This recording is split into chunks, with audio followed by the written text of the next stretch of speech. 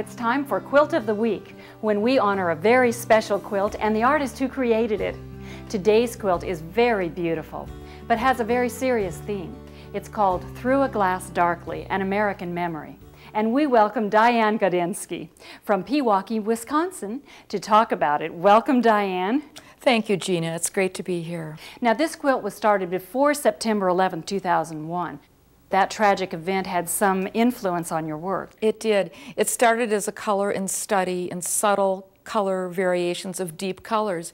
And I realized that through the dark times we need to have a little light color, a little light shining through the window.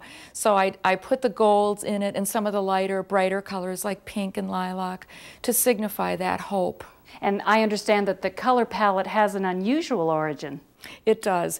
I started it and it wasn't working. I went down to take a coffee break and came back up to see my pile of fabric strips that were cut like spaghetti in a heap. And my cat Fluffy was sleeping on them, and I woke her up and she said to me with her look, "Try changing the color variety." And so instead of using one shade, I used 10, and it really made all the difference to give the quilt a lot of depth and dimension. Oh, well, thank goodness for Fluffy. Yes, yes. Now tell me, what's your secret for piecing together the log cabin blocks? The first thing is I cut the strips on the lengthwise grain so that they're parallel to the selvages. And the other thing is I used a lot of starch. I starched the fabric before cutting, and then during piecing, and then finally when the quilt was assembled, to give it stability.